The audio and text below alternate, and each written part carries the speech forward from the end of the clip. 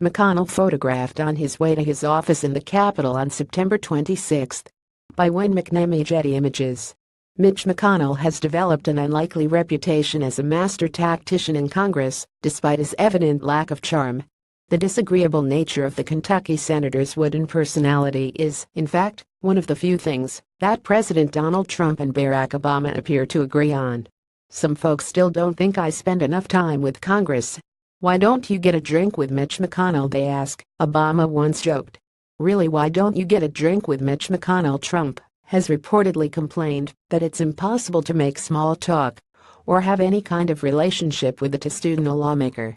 Still, McConnell has been devastatingly effective at his job, leading the Republican Party to sweeping electoral victories in 2010 and successfully derailing the nomination of Merrick Garland to the Supreme Court.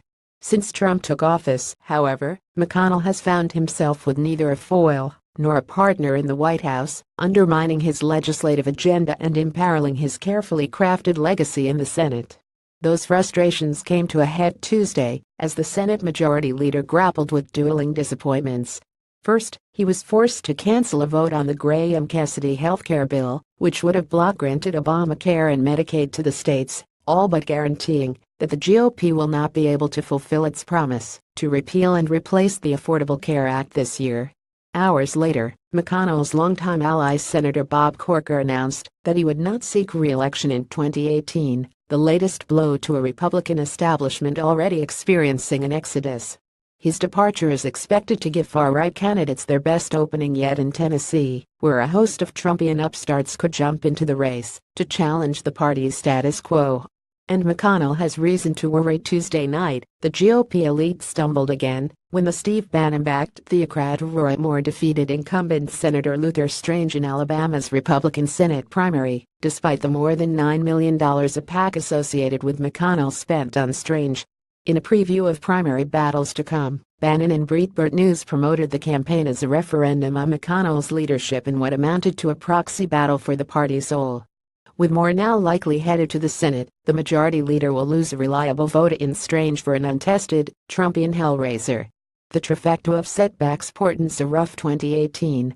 The GOP's inability to coalesce around a repeal bill not only suggests that McConnell could struggle to pass tax reform, but also makes protecting incumbents from primary challengers all the more difficult. After 7 years of promising to kill Obamacare, the party's inability to deliver provides ascendant populists with the ammo they need to declare war on Washington. And with Corker's retirement, McConnell's fight just got bigger. Even if McConnell manages to shore up support for his preferred candidates in the Tennessee primary, history shows that midterm elections are never kind to the party in power. With the GOP in the midst of an ideological schism, McConnell's faction could be headed for a reckoning. The tide is turning at the same time that McConnell is losing support with voters and with the president. A poll conducted last month pegged McConnell's approval rating in his home state of Kentucky at 18%. Trump, who briefly paused his public feud with the majority leader to get his legislative agenda back on track, has reportedly taken to mocking McConnell, making fun of his body language, criticizing him as weak in front of conservative activists, and blaming him for the Senate's failure to repeal Obamacare. McConnell's colleagues are still behind him, for now. The whole healthcare thing right now was sort of inspired by Lindsey Graham and Bill Cassidy, and the president, who kept it alive. I don't think Mitch has much ownership other than to try to see if there's a path forward, Senator John Thune, the third-ranking Republican in the Senate, told Politico. Senator Cory Gardner similarly defended McConnell. What happens today in Alabama with Luther Strange has nothing to do with Mitch McConnell. It has everything to do with Alabama. One longtime McConnell advisor told Axios, no question the road will get tougher before it gets easier, but McConnell does better in adversity. He won't spend any time wringing his hands. He'll be focused on tax reform like nothing happened last night.